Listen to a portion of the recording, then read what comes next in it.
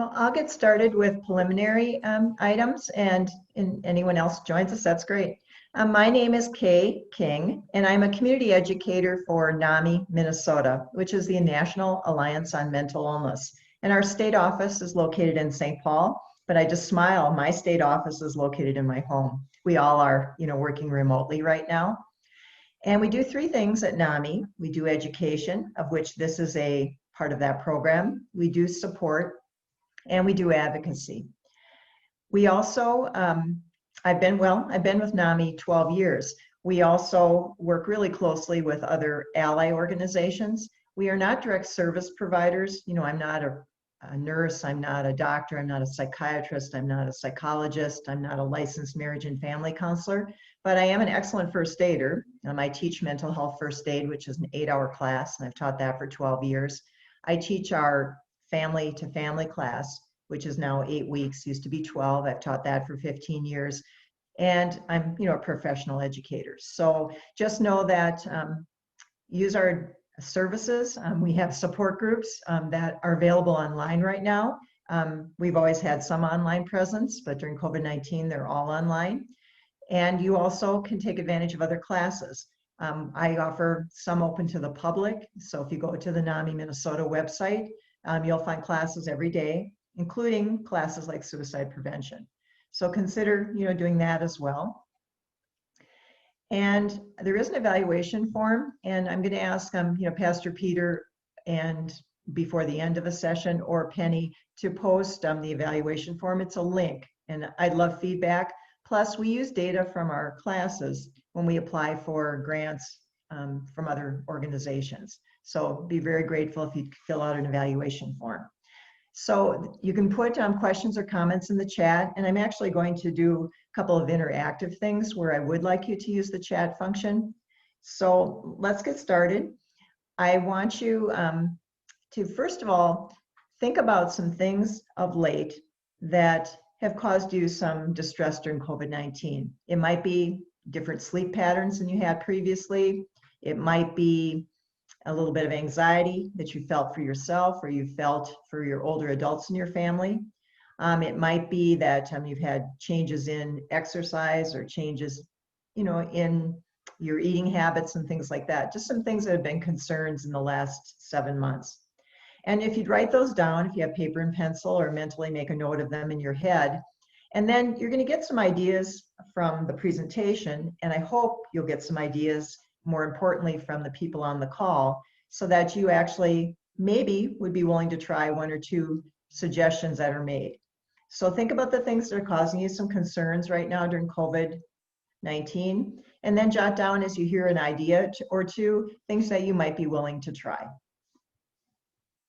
Now, you notice, even though I work for a mental illness organization, this is a mental health presentation. It's really about the stress that we're experiencing, particularly where our economy right now is intersecting with COVID-19 and is intersecting with racial injustice, to speak of just a few items. These are very stressful times. I would go so far to say is that these are catastrophic stressors. And you may manage a mental illness, and you may then find yourself struggling more as a result of these other stressors, or you may not live with a mental illness at all, and just the stressors have affected all of us. I can't think of anyone who hasn't been affected, by the last 7 months. So we're going to learn 4 things that you can do to mind your mental health during COVID-19.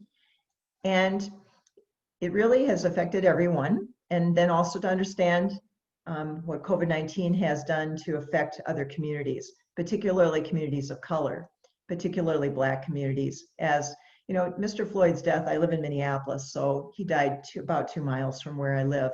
And although racial inequities and injustice has been around a long, long time, it really has come to a head, and that was at the end of May. And so that certainly is weighed heavily on us too. We also are just going to talk briefly at the end. If you find you have things that are just not solvable in your own family or solvable in your own self with the strategies that you know to do when you're stressed, then there's some suggestions of when to get some help and where you would go to get some help if you need it beyond what you can get in your own family or in yourself. We also always want to give some suicide prevention resources, and so we will talk briefly about that at the end also. I'm just going to let a few more people in, so just a moment.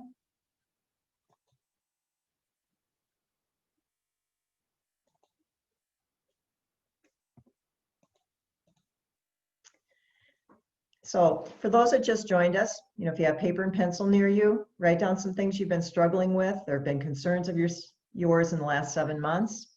And then some of the ideas you get, write those down too, and see if there's one or two that you might be willing to try, in the next week. So what we're experiencing, I think the word pivot's going to be the word of the year. That's what I think. Because there is a lot of uncertainty. Just when you think that your kids are doing hybrid learning, then all of a sudden the school system has to pivot and it's going to be all online learning because COVID-19 has changed. Just when you think you've got childcare set up, then the childcare provider becomes ill or has to close for other health reasons. Just when you think that you can work 1 day a week at the office, now you can't work at the office at all. So it's just a continual flux, and it's really hard to be under stress all the time. We're wired certainly for that fear, flight, or freeze. We're wired for that in our DNA. But I don't think that we're wired for stress all the time for 7 months, every day, sometimes hour to hour. And what happens is that our body secretes stress hormones. An example of that would be cortisol. And that's really important if you have to have flight from a bear in the woods. And so we're wired for that. But having it all the time really does affect our physical health. And so it's important that we learn some ways to reduce stress.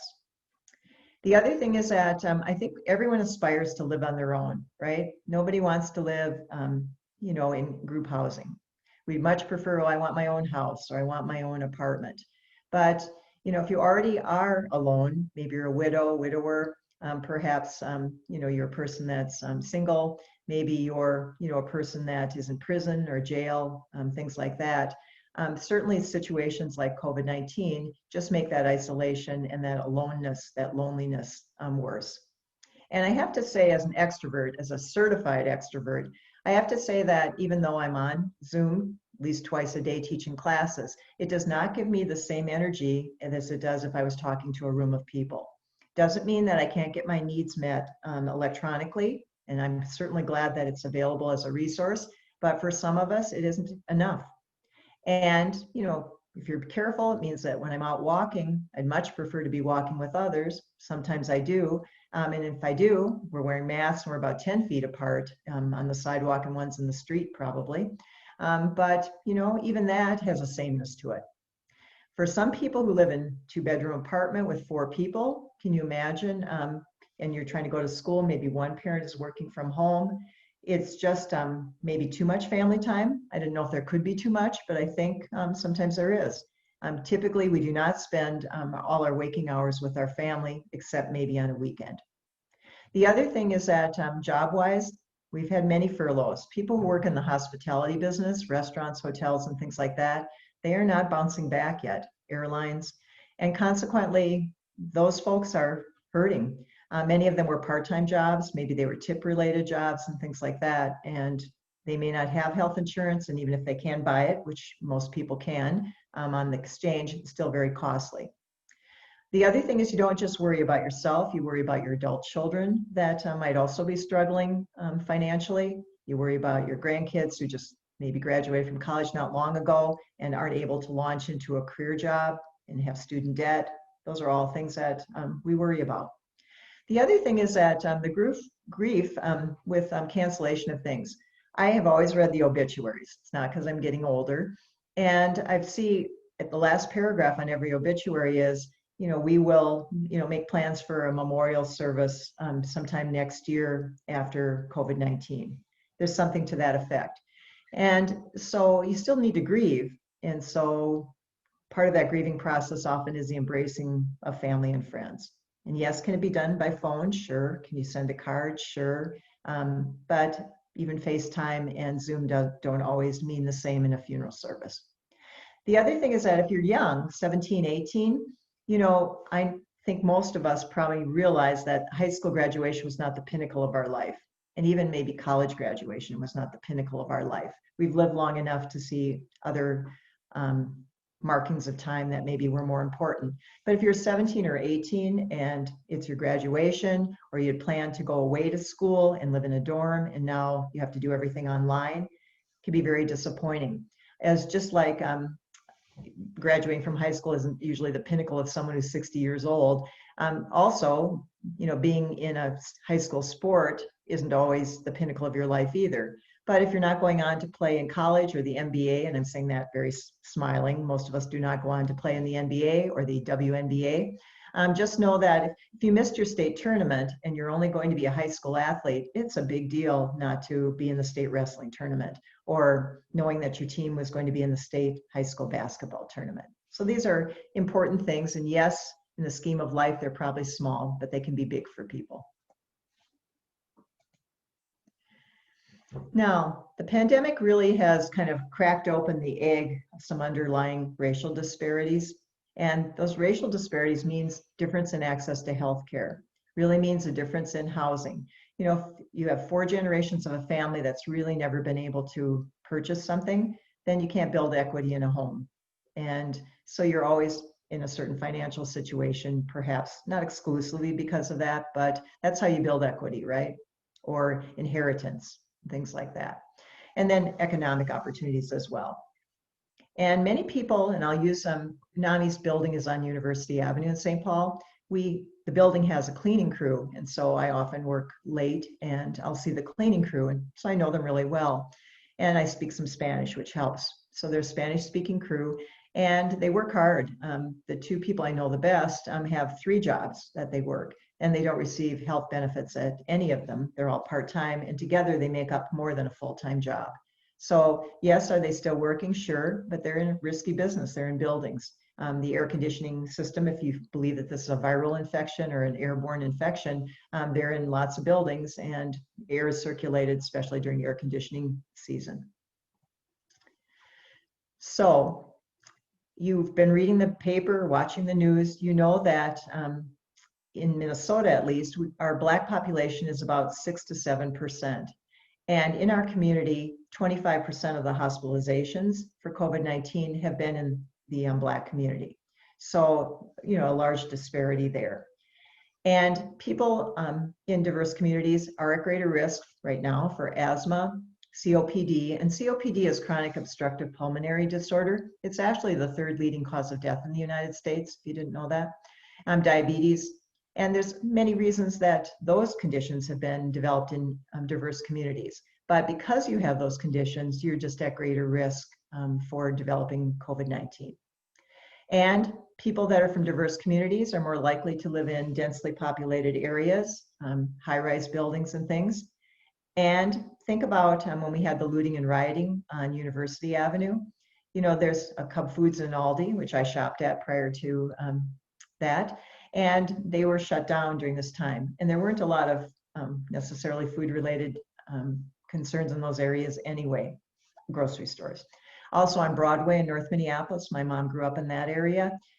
Same thing, that Cub Food was shut down because of looting and other damage. And so luckily, Cub and other organizations actually bused people from University Avenue neighborhoods to the quarry. There's a grocery store there, and same thing with North Minneapolis.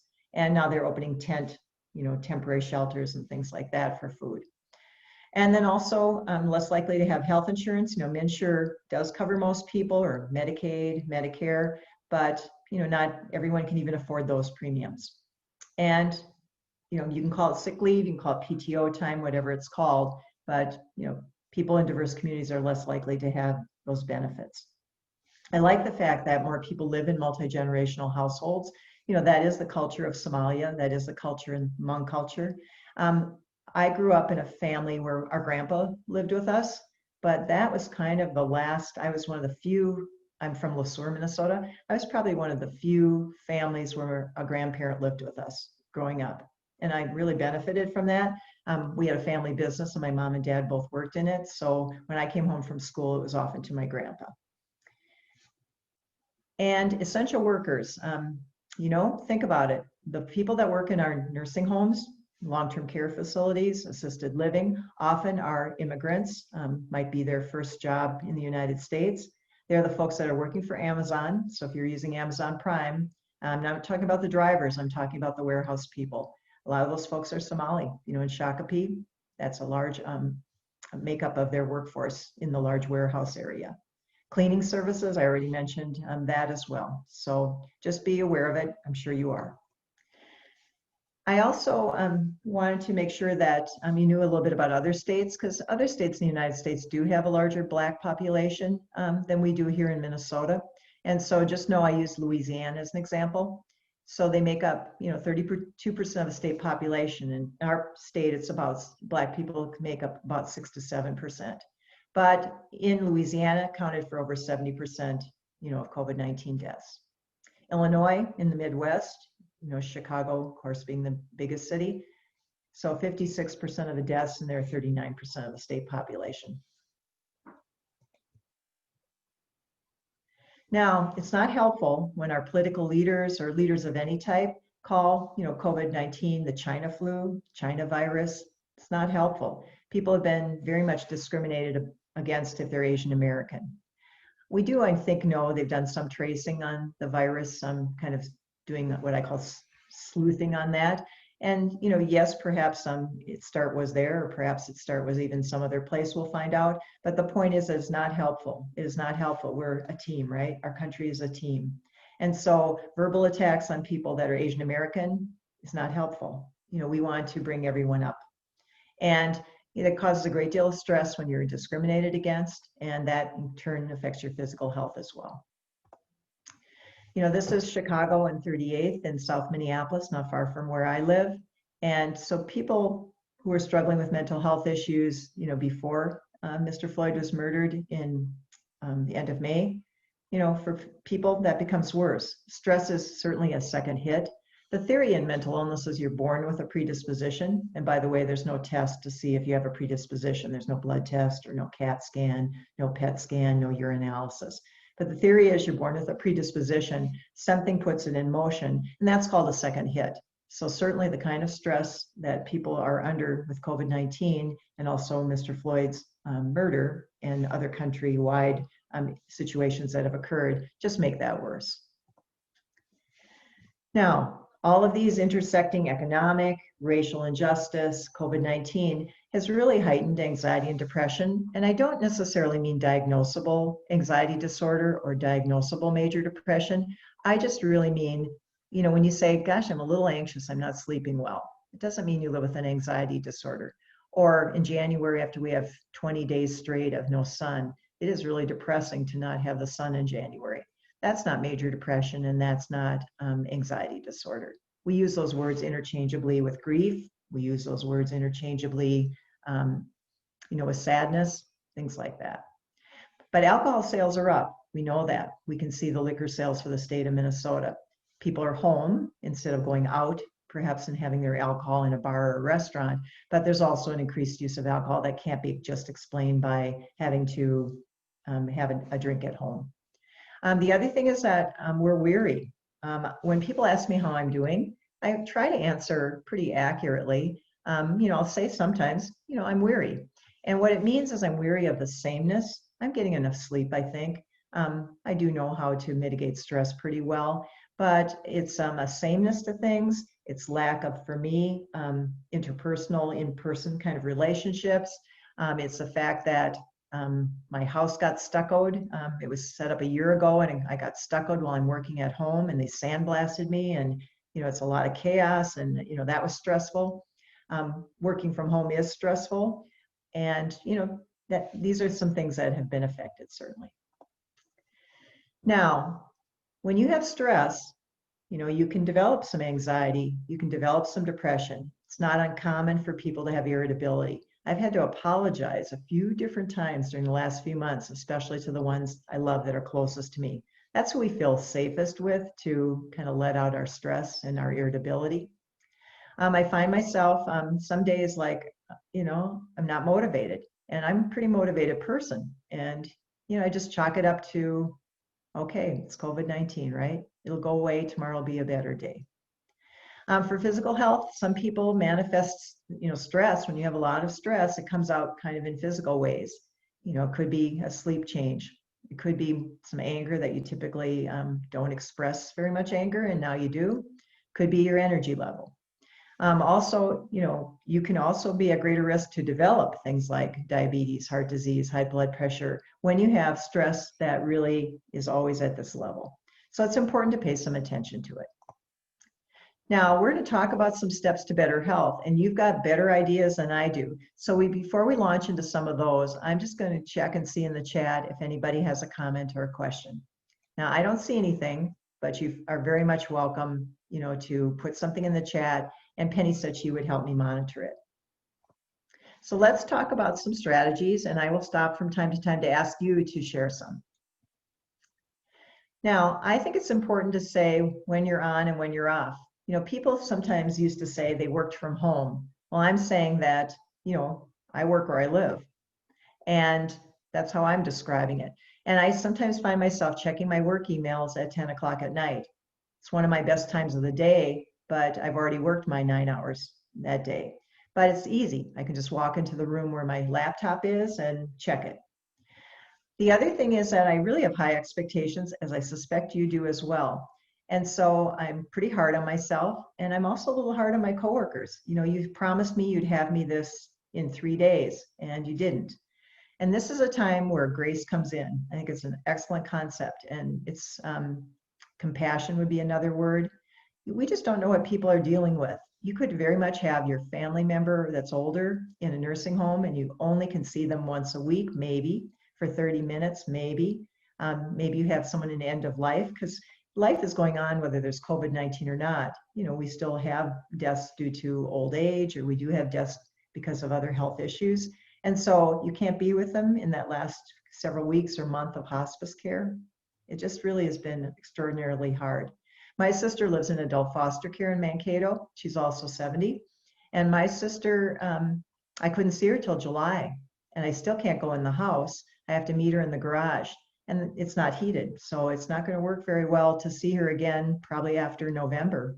And she has some dementia. So I can talk to her on the phone, but I can barely keep her on the phone more than 5 minutes, 7 minutes. She can use a tablet with help, but that means a staff person has to be by her the whole time. And that means that, sometimes there's one staffer for the 4 people that live at her house, and they have high needs as well. So it's just difficult. I also happen to know that my best time of day is 3 o'clock to midnight. If I could have the perfect world, that's when I'd work. But I used to run large hotels, and I used to run large retirement communities, and I could be perky and very functional at 7 in the morning in the lobby as 1,000 people are checking out of my hotel. So can you adapt? Of course you can. But if I have something hard to do, like writing in class or something on PowerPoint, or if I have to do some reviews of people, their annual reviews, I'd want to do that in maybe my best time of the day, or maybe their best time of the day.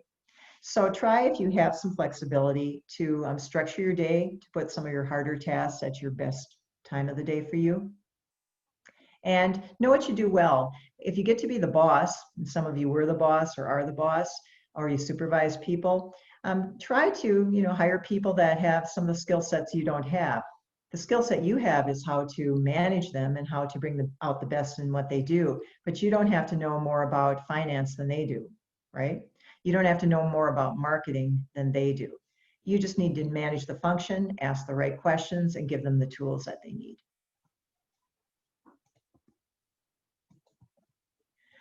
So some strategies, these are some. We're going to talk about quite a few more. And I'm just going to talk about meditation. And I'm guessing, I'm certainly talking to a faith community. I would like to know if you have any other meditation. It could be something, a book. It could be upper room, like a devotional magazine. It could be an application, and that's what Calm and Headspace are. At NAMI, we've looked at those and we like them, but they have some subscriptions. In Calm, NAMI is paid for a subscription, and then each of the employees has a password so we can use it, and I like it. But I have to just ask, do you have any meditation resources that you could share in the chat function so that others could benefit from them? I'm going to talk about yoga while you're maybe typing in some suggestions. I don't do yoga, I do Tai Chi. I've done it for 15 years. And I'll tell you some things I like about yoga and about Tai Chi also, is that yoga has a meditative quality about it. When you're first learning, you have to concentrate on kind of the poses and things, but it works nicely for your balance. It works nicely for flexibility. It works nicely for meditation. It has so many things to commend. It's an exercise that just has many aspects to it.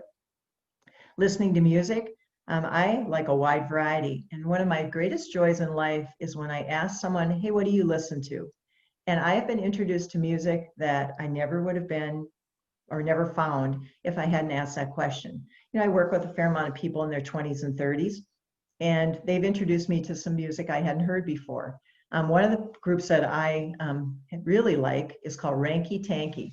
And I used to live on Hilton Head Island. I ran I worked at a resort on Hilton Head Island. And that's the Gullah area. And I have to tell you, I didn't get exposed to the music while I lived there, and I lived there 2.5 years. But now, Ranky Tanky sings music from the Gullah area of South Carolina. And I love it. I got to see Ranky Tanky at the Dakota right before COVID-19. It was terrific. So there's an example of something I had never been introduced to before, and so I feel lucky. The other thing is that my best friend Mimi, she died by suicide 9 years ago. She's my friend from age 5. And Mimi was a professional opera singer. And same thing, I ushered at Northrop Auditorium when I was in college, and the Metropolitan Opera used to come to Minnesota for a week. So I heard lots of operas. I liked some very much. Some I could take it or leave it. And by the end of a week of opera, too much. But Mimi sang opera. And so I was lucky enough to hear her perform a number of pieces, including Carmen. She was a mezzo-soprano. And so I like it because of her. Probably wouldn't have found it on my own. Naps are good. Just don't overdo them, because sometimes they affect your longer sleep, you know, the sleep that you do 8 hours a day. Sudoku, I got a Sudoku book as a birthday gift this summer, and I do one a day. You know, it's not going to ward off Alzheimer's. I don't want to make you sad about that, but there's no studies that say doing these things ward off dementia. But I have to think it uses a different part of my brain. And, you know, I like a challenge and I like games. So that's been something that's been fun for me. A number of my friends have been doing puzzles, jigsaw puzzles. Same thing, kind of keep them left. You can leave a table up if you have enough space and work on it for a short period of time. I did do one for the state fair. It was great. It was a state fair puzzle, piece of artwork that was done by a local artist, and it had a twist to it. So there were 34 items that weren't depicted on the picture that ended up being in the puzzle. And that was fun. So let's stop, and if you don't mind unmuting yourself, Penny, tell me what you see in the chat function from people. Well, I'm seeing Pastor Peter had mentioned something about a free app called Centering Prayer. I don't know if you want to expand on what that is like, Peter. Yeah, I can. I actually, how about I just pitch that. It's an app that kind of does a timer, and it similarly can kind of help you walk through. There's some guided prayers that are part of that, but I get to lead the class next week, and I'll do a more in-depth exploration of that. So tune in next week.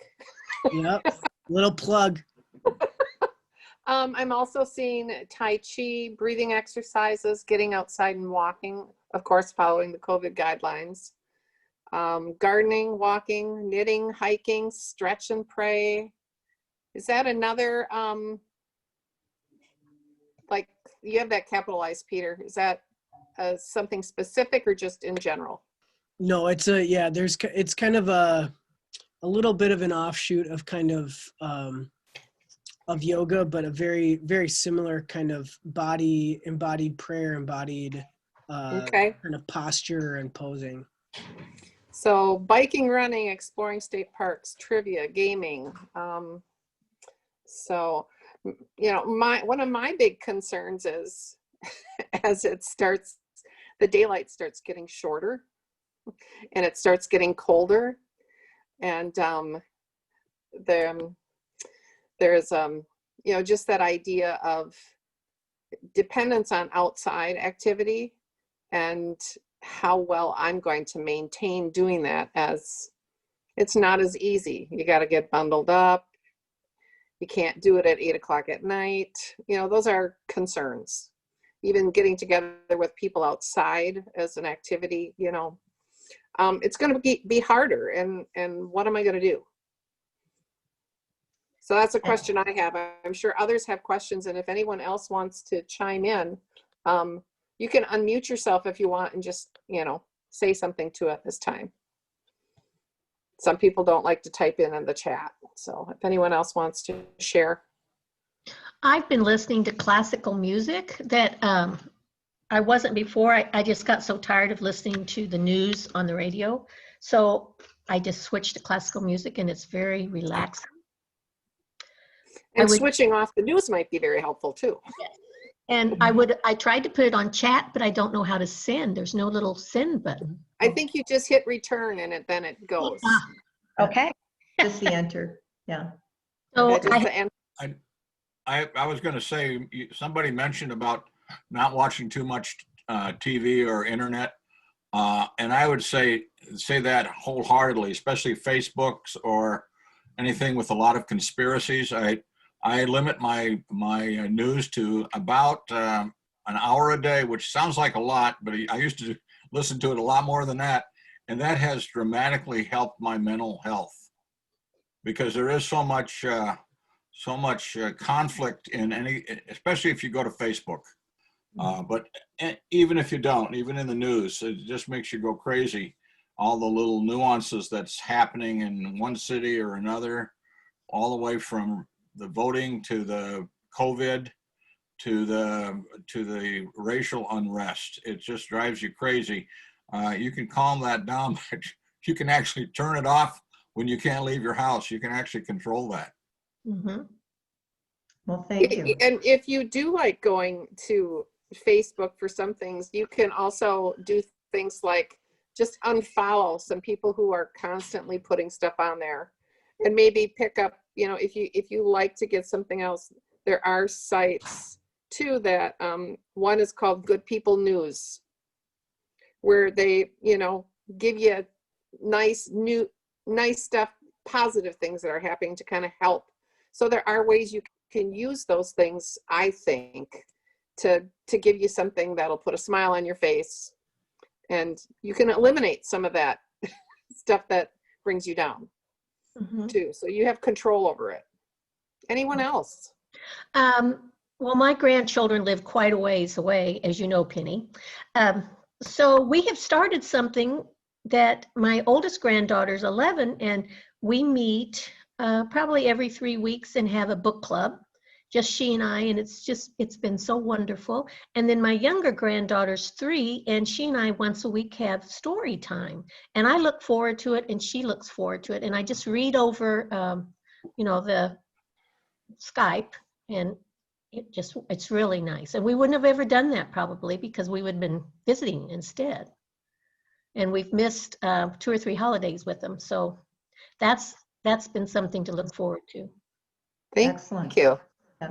I'm going to point out, I saw this in the Star Tribune a while ago, but you know, Dolly Parton, certainly a musician, but she writes many songs, including ones performed by other people. So she's actually quite a good writer. And she has a story time that's available free of charge. So if you look up Dolly and reading, she reads books and then often sings a song in addition to the book. So if you're looking for something, I think it's better than just grandma and grandchild. But if you both want to look at that sometime and have a discussion about one of those books. She takes some of the classics, and then also she's written a couple children's books herself. So now I'm going to teach you a breathing exercise. Actually, I'm going to tell you about another one and show you this one. And if you're muted, you might want to mute yourself. I'm just going to talk you through it and then we'll try it. And just remember 4, 7, 8.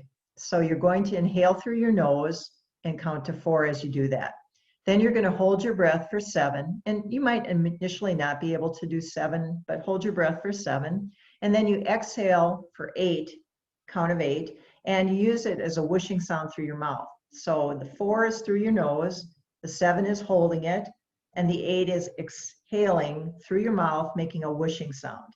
And I'm going to exaggerate a little bit, and I'm going to count with my fingers so you can see. Now the wishing out the 8, I hardly can ever do 8. I wish for about 6. But it's good because I mostly breathe from my chest. I used to play a trumpet, so I used to breathe very much diaphragmatically, which is near your abdomen area. But I've more of late, unless I really make an effort, I breathe from my chest. So this will get you to deep breathe a little bit, and that helps reduce stress. And so if you kind of schedule a couple times a day to do 4, 7, 8, that can be helpful. So I'm going to do the 4 through my nose.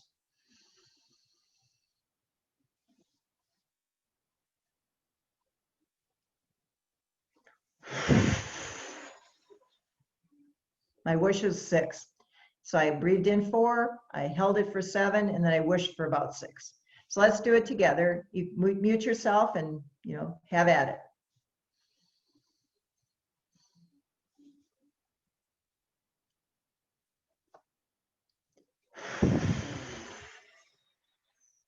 And one more time, through the nose.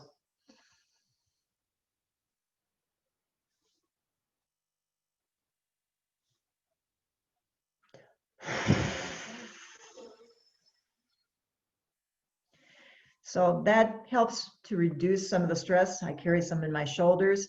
And then I'm going to give you another one. This is just, remember your hands. So when you look at your hands during the day saying, gosh, I should remember to breathe. And I use my hands because they're always with me. And I use my hand to trace and breathe. So I breathe in and breathe out. Breathe in, breathe out. Breathe in, breathe out. Tracing my hand. Breathe in, breathe out. Breathe in, breathe out. And you have, 10 fingers. So that means you're going to be breathing deeply 10 times and breathing out deeply 10 times. And I like that because your hands are always with you and you remember it. So again, just trace and breathe in and breathe out as you trace your hand. And then if you want to, use your second hand. Now you notice this slide does not say exercise, it says move. And you know what? I hate to clean. True story. So when I have to clean, I crank the music as high as I can, usually Motown, and I do the bathroom.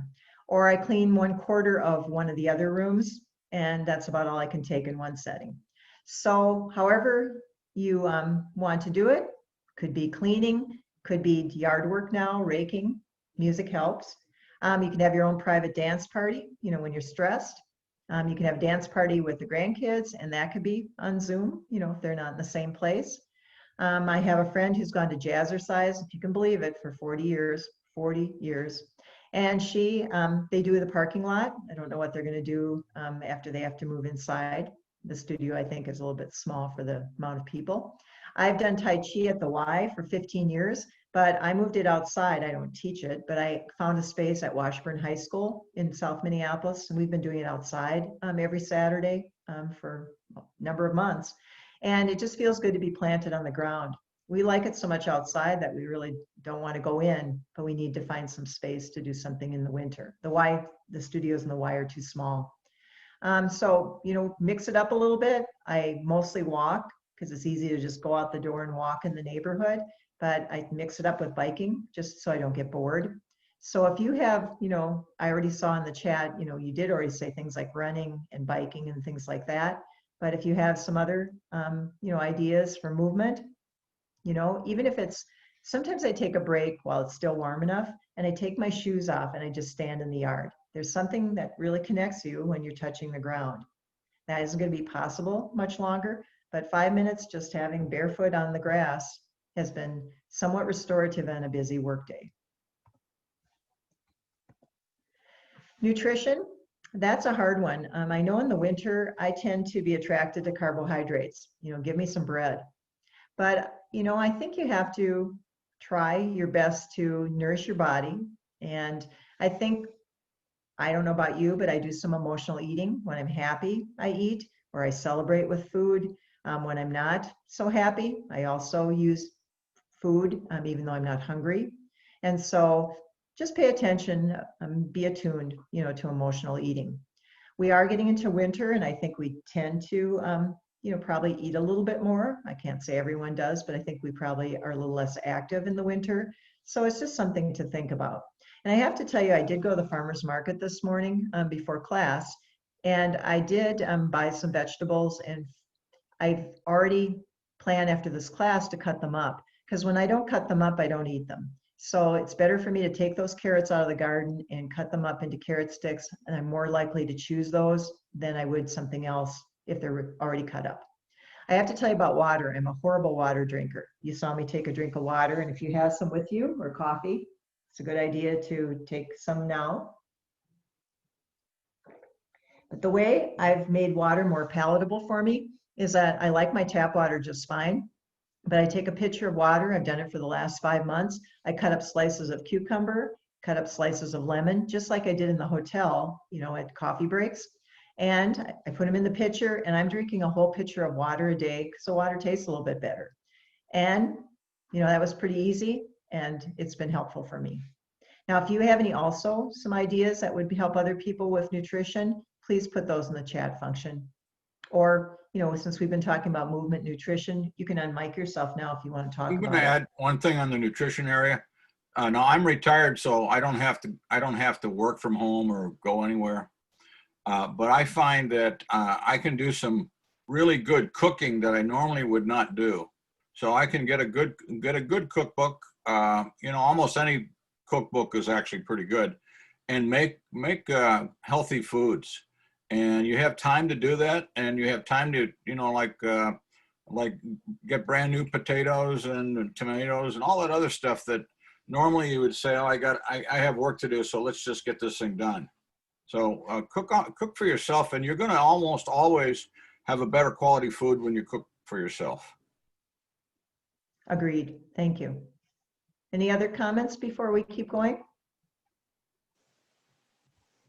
We'll put them in the chat if you do. I noticed one thing that I just recently started doing is using containers that are of a certain amount. There's really cheap ones, like, I don't know if it's Ziploc or something, that they have like a quarter cup, half cup size, to put certain items in that I like to have as a snack, but I could most certainly eat 2 or 3 times as many of than what I should. Nuts is a thing where I love nuts, and I know they're not bad for you, but they are high in calories. So I just started using this container, and it's like, when it's gone, that's it of that snack, and that's helped. So kind of helping, just like you said, by having stuff cut up and prepared, also using certain things to kind of help me monitor so that I'm not just idly eating. Excellent. Yeah, thank you. And someone else just mentioned golf up here as a good activity as well. So, and pretty soon they're going to make it so you can golf in the snow. So, you know, that could be an all year round sport. I think so. Sleep, you know, there's lots to be read about that, and so I won't spend as much time except to say a couple things. And one is, we all need 8 hours or more. And it's important because it actually is when our brain reorganizes, and it's called pruning, you know, that happens during sleep. And so it really makes a large difference, not just for young people, but for people of all ages. And some ways to get better sleep is to have a routine. So going to bed at the same time has been proven to help that. Have a routine. So for me, reading is part of my routine in my nighttime list. And so it's the last thing I do before I shut the lights out. And for me, it does not keep me awake to read that late or to have a light on. But I don't use a blue light. You know, blue lights are your television. Blue lights are like an iPad. Blue lights are your telephone. So I stop using those about 2 hours before bed. And then I use a light bulb that's, you know, an incandescent light that I'm using as a reading light. And so brushing my teeth is part of my routine. Reading in bed is part of my routine. Getting my clothing ready for the next day, that's all part of a routine I do. And it's now just habit because I've done it for a long time. It's better to have your sleeping area be a little cooler than the rest of the house.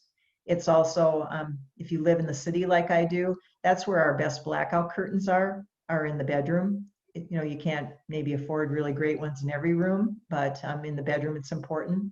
If you have a partner that goes to bed at a different time, you know, maybe use an eye mask, or they're reading in bed later than you are. So just, you know, think about some of those things. But if you have, or it's reported to you by a partner or a family member that you're not breathing continuously, you could have a health condition that's aggravating sleep. And so it's really important to see your doctor if you get any report from, people that live with you. Now, control. I love control. And, I don't have as much right now, but there are some things you can control. And that's why it was nice when the person, or two people, I guess, talked about controlling what you look at social media, controlling what you watch TV. CNN's been around a long time, but, it's hard to fill a 24-hour news cycle. So stuff gets repeated. I listen to public radio and I find myself hearing the same thing if I have it on all day. I hear it, same things being reported, same clip is played over and over. So that's not terribly helpful. I had an aunt she died when she was 94, but she really liked CNN. And when she was retired, it was during 9/11, I would talk to her on the phone a couple days a week, and she would talk about, some concerns about 9/11. And that was not her nature to be anxious at all. She was in her 80s at the time. And I finally said, how much CNN are you watching? And she said, oh, I turn it on religiously when I get up in the morning, and I shut it off at 11 o'clock when I go to bed.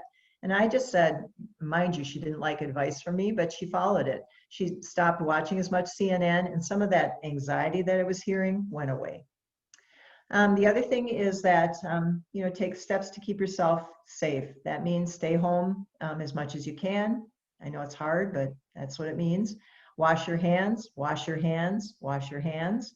Wear a mask. It's not going to prevent everything, but it certainly has been shown to prevent some transmission. Clean, surfaces frequently, and, just follow the protocols you would follow for good food sanitation, for nothing else. The routine's important. Don't get hung up on this particular routine. I just want to use it as an illustration. You should have a wake-up time. Try to make that pretty consistent, just like you have a consistent go to bed time. And the other thing is, I get dressed. Today's Sunday. I suppose I could be in sweatpants and yard work clothes, because I'm going to do some of that today. But I try to get dressed because I work. And so I want to psychologically prepare myself that I'm now going to walk into a room of my house and I'm at work. So for me, part of that is getting dressed and wearing kind of work pants, or wearing a sweater. The other thing is, you don't have to shower at 8 a.m. I'm just saying sometime during the day, take care of some personal hygiene. And then whatever your work is, it could be taking care of grandkids, whatever your work is, start that, or if you're going to pay bills that day. Make sure you build in sometime during the day, twice if you can, shorter intervals of movement. And it could be walking, it could be cleaning, because that burns off calories. It could be going to the Y or a gym and distance yourself. And then check-in just means having some social connection. Might be calling other people in your family that are having health concerns. Could be just checking in with a best friend every day. It doesn't have to be at 10:45, just, schedule it. Now, journaling, I'm not a journaler, but I want to tell you a couple pointers that people have given me. First of all, there are some applications so you could journal on your device. You don't have to do it in a book. Some people keep a calendar/journal, and they write a few words on the page for the day. That's their calendar. I, 2 years ago, was given a mason jar, big one. They're in high demand now. Did you know that? Because of canning. But, I got this big mason jar with 365 slips of paper, blank slips of paper. And it was from a good friend. And she said, write down one thing you're grateful for and throw it in the jar. Well, I was pretty good in January, February, and March of that year. Then I fell off the wagon. Then she asked me in June, how's that jar coming? And I'm like, it's not. So then I started up again. And then I found the jar just recently. It's kind of on a shelf. And I hadn't finished 365 slips, but I pulled some of them out. And I realized that I was still grateful for some of the things I had written down 2 years ago. But I have some new things I'm grateful for. And one of them is, every week now, I call someone who I know really well, but they live in another state. I've lived in a lot of states because I was transferred my job. And I call them and we have like an hour phone conversation. We don't use FaceTime. I'm FaceTimed out. We don't use Zoom. We just talk. And it's been great to connect with people for about an hour, of people that mean a lot to me, but I don't see them or talk to them regularly. So that's something I'm grateful for. So I slip and I put it in the jar. You know, why not? If you have something that's weighing on your mind and you aren't sleeping well, you know, it's good to get up and not try to force yourself to lay in bed, but do something gentle. Maybe that's journaling. Maybe that's reading. You know, don't use your devices because the blue light, it really interacts with the melatonin levels and it interrupts your sleep cycle. Pets are wonderful, aren't they? Don't have one, but I sure do like petting other people's pets. So, you know, lots of shelters have told us that people are adopting animals. Dogs are always happy to see you, it seems, and they also kind of unconditional love. Also, dogs get you out walking. Cats are a little more independent, maybe a little more standoffish, but sure feels good to pet a cat. So I'm sure some of you have animal things you want to say, because, you know, who doesn't love animals?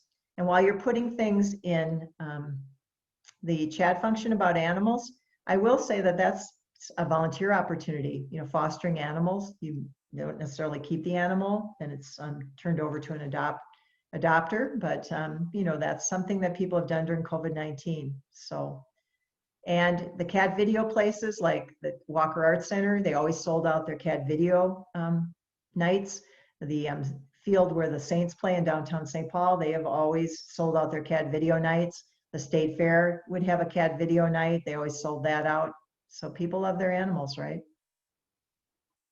So I'm Penny, what sort of things, even going back a little bit, what sort of things are in the chat? Let me see here.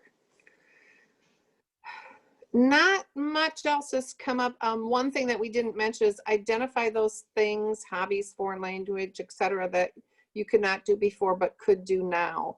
So I look at that not only of finding some new activities to help keep you busy, but also just try to see what a positive thing could come out of this time where you maybe aren't running around so much out and about. And then I had added, my dog makes sure I get out to walk twice a day, whether I want to or not.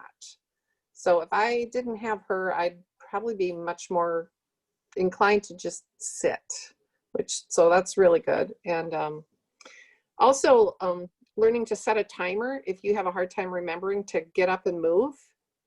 If you carry something around, or I'm seeing my mom hit my dad. I'll have to check on that. But is that a timer? Yeah, I don't know. But, you know, setting a timer to remember to get up and move, because sometimes you might be inclined to sit or something and not really get up and move around. And so if I find that I'm doing that, especially if I'm sitting at my desk a lot during the day, to set a timer to remind me, oh, I should, you know, go do something. Usually my dog reminds me. Well, Could I add? Yeah, Add John. one thing. Try to find something that is good for you. So do something nice for yourself. So during this pandemic, I'm retired, and my money is actually slightly better because I don't go out anymore, and that, but not much better, but maybe slightly better. And so and with all the trauma in the world, you figure you shouldn't be having a good time. That's probably not a very healthy thing. So if, for example, if you like to paint, you know, for $100, you can buy yourself a paint by numbers or a paint easel and a set of paints. Do things that you might not, and you know, you can't, you know, buy a new car if you're depressed. But if you have things that you feel good about, do them for yourself, because you're the only one who can really take care of yourself, even though people can help. And be nice to yourself, like you would do to your kids or your, you know, your brother or sister or your wife or husband. You know, I'm going to tag on to that. I wish I could give the attribution accurately, but I read someone who I can't quote that said, you know, when you talk lovingly to your parent or to your spouse or to your kids, why is it that we sometimes don't use those same loving words internally, you know, to ourselves? We tend to be kind of hypercritical of ourselves. We look in the mirror and we're like, gosh, I've got wrinkles, or, you know, I should lose 10 pounds or whatever. Instead, think about the love language that we use with those we do love, as you mentioned, and do the same for ourselves. So well said.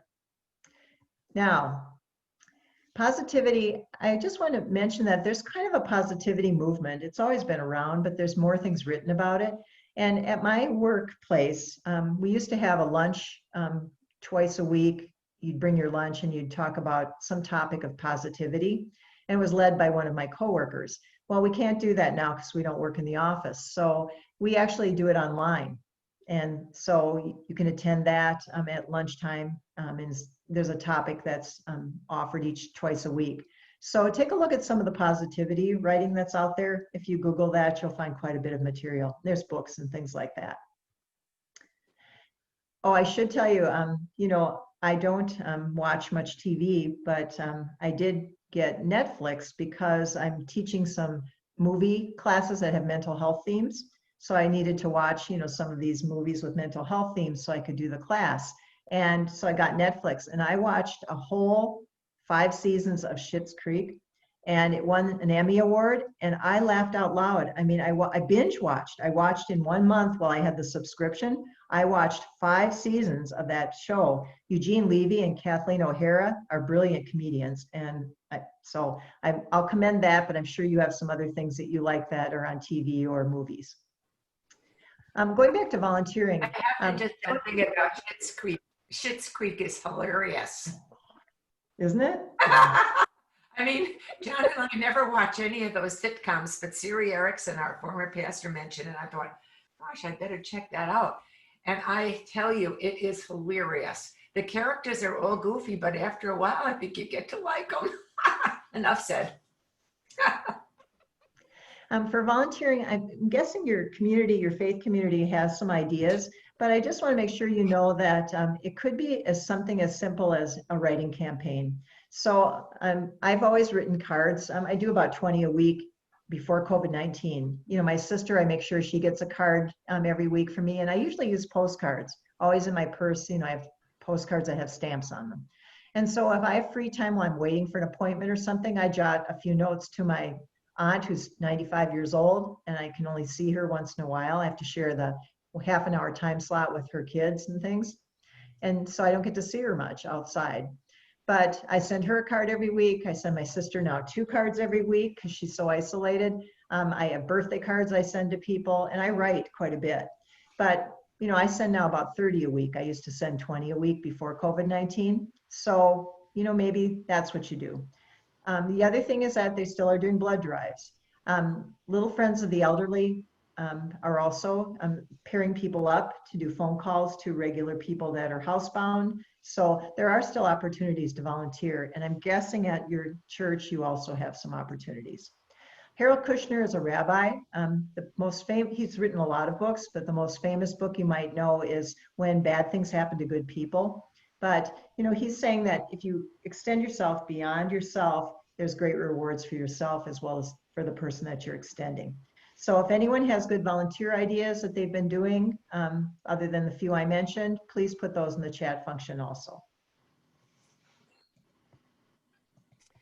Yeah, I think one of the challenges with the volunteering is so much of it had been in-person type stuff. And then there's that concern of how can I do that when I really am an at-risk person that maybe shouldn't be doing in-person things. And I think that that becomes a real challenge for some people. That frustration of I want to help, but I don't know how I can help because I used to go there, but now I can't go. So I think that is something that I think some people are struggle with. Mm-hmm. Yeah. So I gave you a couple of ideas that don't have to be in person. So I'm sure you have some too. So please put them in the chat because people are looking for a way to give back. You know, giving money is one way too. So, I mean, there are a number of ways. The other thing is that I know if you live with a little bit of anxiety, a lot of times we're thinking, what if this happens? What if this happens? We're future focused, or we tend to go back to some of our disappointments in life or some of our sadness in life, and we go back and kind of have that record play again. It's really easy for me to say this, but it's hard to do, is just try your best to just stay in the present. That's all, you know, we can really do at these times right now. So that's the point of this. Just do your best to stay in today. And if you find that you're struggling beyond what you can do yourself to stay in the moment, that's when you might get a little counseling, and we'll talk about that. So technology, restricted, as some of your colleagues have said, make it a smaller dose of that. And then be sure you, before you go to bed, reduce some of that blue screen sort of devices so you sleep better. And, I love email because it's, I can check it off my list and I can get rid of email. But, when you're supposed to be doing a big project, you get sidetracked. You want to do the fun stuff. And the fun stuff, at work might be email. Instead, I might need to work on my presentation. Now, quiet space, if you live in small quarters, it's hard to find space for yourself. I'm guessing if you're a new mother with little kids, you're lucky if you can even draw the bath water and sit in there for 5 minutes. So you just grab it where you can. It might be that you go sit in the car. If you're in small space and your spouse is there, maybe you just go sit in the car. Or you go for a walk as well. You can right now. When it gets icier, it'll be a little bit harder. This summer it was so hot, I don't have central air conditioning. Our family just has window units. So I walked at Southdale. It was so hot that I couldn't even walk outside. Well, the same thing is in the winter. You may be able to walk in a place like Southdale, because quite frankly, there's not a lot of commerce going on right now.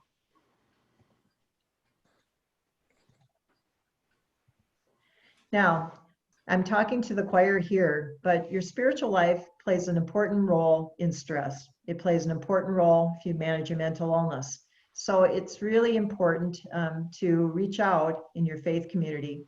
And it connects you sometimes to people that are from your same ethnic background. We have quite a few immigrants that, the faith community is also their ethnic community as well. I think when you're struggling, you sometimes reach out to your faith leader because that's where you feel the most comfortable.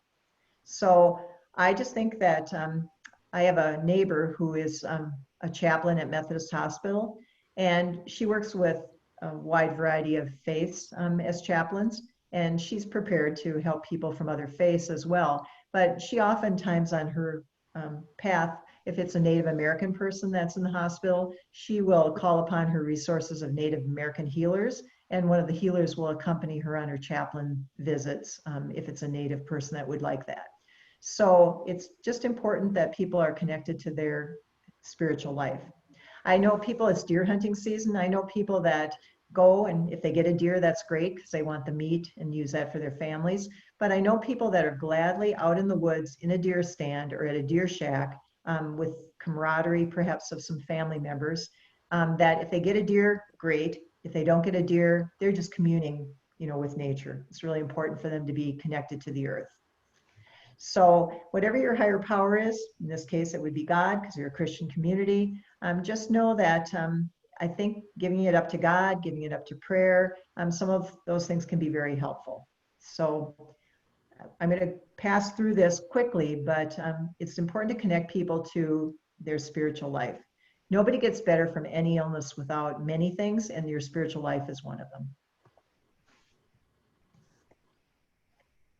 Now, you want to stay socially connected to people. You just need to stay physically distanced from people.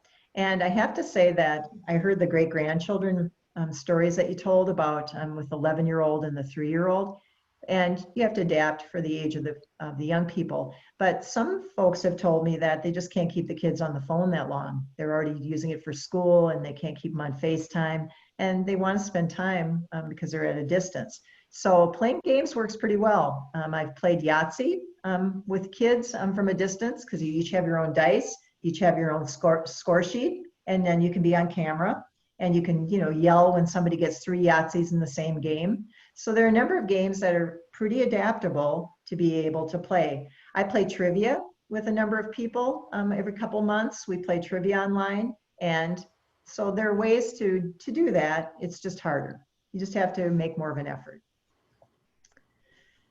For the NAMI walk, we couldn't walk in person last Saturday, so I had a parade in place. So I dressed up as Miss NAMI in a ball gown and a tiara and long white gloves. I had big blow-up dinosaurs and big blow-up unicorns. I had hand washing stations, and people on their way to walk at Lake Harriet, they stopped and we told them about mental illness. They spun a wheel, we spun it for them so they weren't touching it.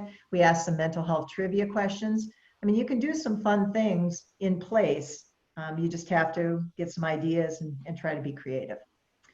So, you know, weddings are still taking place. Funerals are still taking place. Yes, there are some recitals that are online. It's just that it's harder. And yes, you can postpone them to another time, but it's important to mark these important occasions, and then perhaps we'll be able to gather again and maybe mark them again. You know, I should have a big red circle with a line through it, you know, to ban perfectionism. This is meant to be tongue in cheek, but you know, some of my friends said, oh, I took 42 boxes to the Goodwill. I've taken 1 box to the Goodwill. I have 42 boxes that should be probably piled up with stuff for the Goodwill, but you know, they're overachievers. You know, I'm just doing the best I can. You know, I'd love to learn another language. I speak Spanish, but I'd love to learn another language. Well, it isn't going to happen. I'm so stressed and I'm so busy, forget it. So do the best you can, right? Just do the best you can. You know, I think some people have guilt because they have enough money. Some people are guilty because they still have a job and some of their colleagues don't. Why are bad things happening to a family that's had multiple things happen to them? And we're guilty. So try your best also to mitigate that. It's normal, but just do your best to mitigate it. That's all.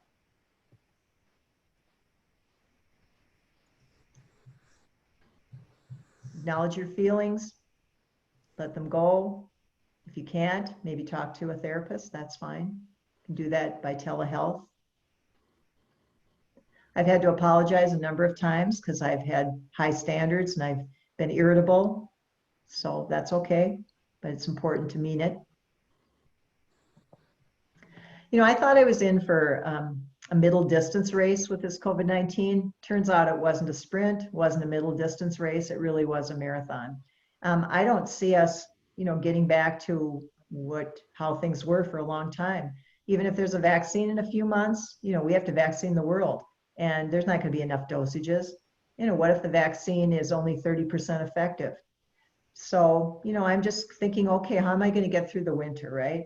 How am I going to, you know, handle this adversity for another year? I wish more of the greatest generation was still alive, because those that are my parents' age, my parents died a long time ago, but they'd be 100 this year. And my dad served in World War II. You know, they got through rationing, right? They got through in England bomb shelters.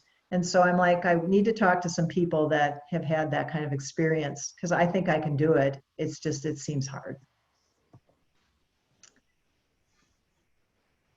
Last bullet point I like, give people grace and space, give people compassion and space, both physical space as well as, you know, some mental space. And I guess if I could add something to that too, also when people are having a hard time and they maybe don't seem, you know, like they're being very kind or whatnot, you know, we talk about giving grace, but sometimes people, you know, apologize and maybe you're still feeling hurt. Still try to take that apology and say thank you. You don't have to expound. You don't have to, you know, sometimes short and sweet is the best. It can really heal a lot. And so, and that's hard. And just acknowledge that, you know, it is hard. And that's okay for it to feel hard. So yeah. Giving grace not just to others, but to yourself as well is real important. Well, I wanted to add one thing too, is make a decision, a vocal decision that you're going to get through this. So don't just kind of get through it day by day and letting yourself kind of twit out. Make a decision on, I'm going to make it. I'm going to get through this pandemic, and I maybe even be in a better position, but I'm not going to not make it. And so what that does is it gives you a sense of control of your future, and you do actually control a lot of that. You don't control all of it, but if you don't think you do, then you actually don't. So you've got to let yourself know that you're going to make it, and there's no question. I read an article about people who are attacked by great white sharks. The biggest thing that they all agreed that the ones that lived anyhow, basically said when they were attacked, they said, I'm going to make it. I'm going to get to my surfboard and I'm going to go into shore and they're going to fix it. Well, we're not being attacked by a great white shark. Maybe it's not quite as bad, but we're going to make this thing. And both my parents lived through World War II. My mom lived through the German occupation of France. And at the time, they didn't know how they were going to do it, but they decided they were going to make it, and they made it. It is almost that simple. The nuances are never simple, but the basic theory is make sure you know you're going to get through this. Well, thanks for a dose of positivity. Yeah.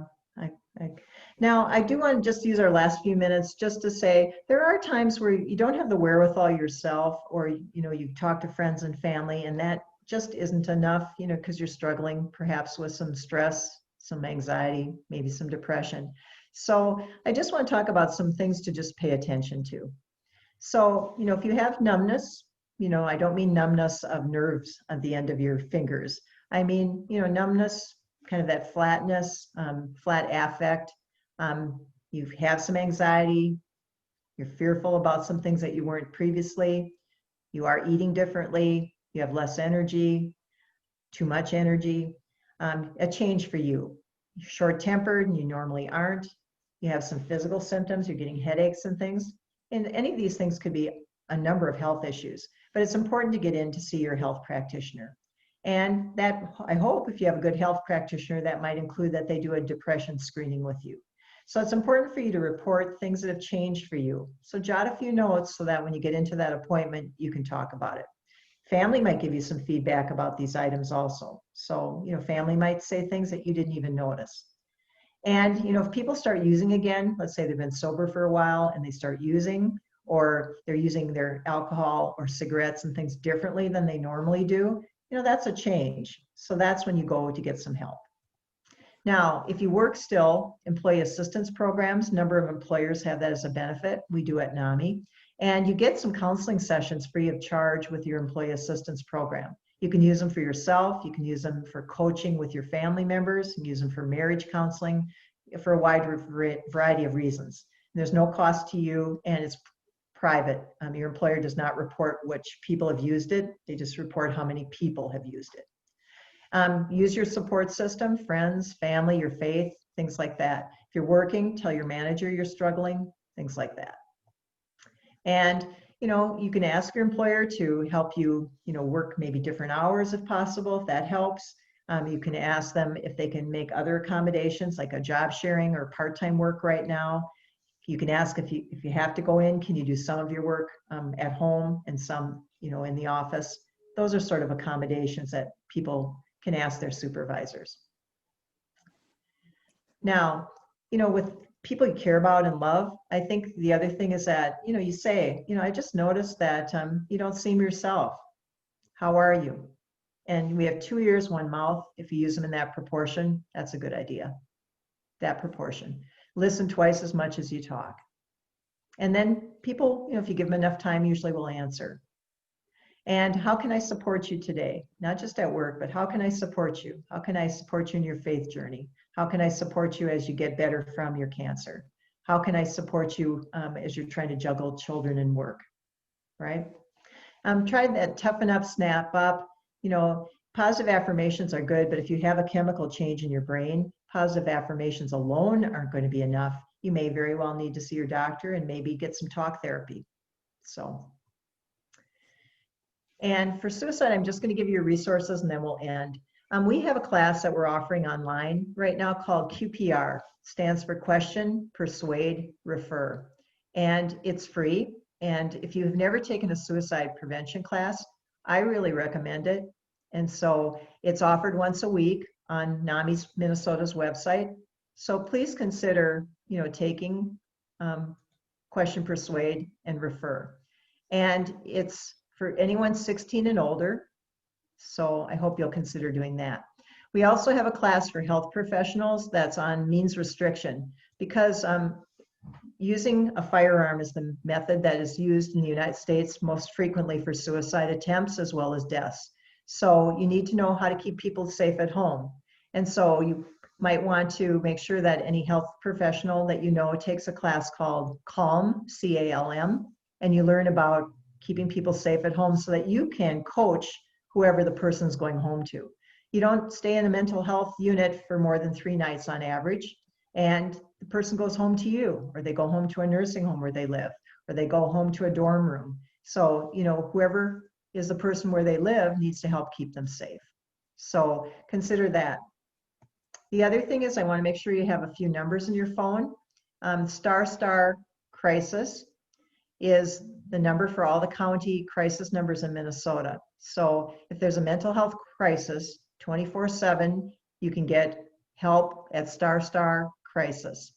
So please consider having that in your phone. Give it to family members or friends that struggle with mental health issues, but it's 24/7 and it's mobile. You know, in Dakota County and Washington County, those are mobile teams, Hennepin County. But in greater Minnesota, some of it is just by phone because they're large geographic areas and they can't physically go out to all those locations. If you text 741-741, that's a national text number. It's also 24/7. And you put MN in the comment section. So again, in your phone, you'd want to have 74741. And that's the national 24/7 text hotline for mental health crises. You could have a national suicide hotline number also in your phone. It used to have actually Minnesota, a branch. It was called Crisis Connection, but that didn't get funded 2 years ago. So after 50 years, our branch of the National Suicide Hotline closed, and that's a travesty. Yeah. And then you can also call 911, but do ask for a CIT trained officer, which means crisis intervention trained. So ** crisis from a cell phone is all the 87 counties. Mental health crisis number can be reached by ** crisis. So I'm just going to give you my email. You know, if you need any resources at all, we have a support helpline, which is during business hours, but you can also email me and I'll put you in touch with a resource either at our office or I'm pretty knowledgeable about resources. Janelle is very active in NAMI Minnesota. You do have a NAMI chapter for Washington County. There's one for Dakota County. There's one for, you know, Ramsey County. And so, you know, we encourage you to get involved. And I just really appreciate that you invited me today and that you came for an adult forum. I think the first one of the season.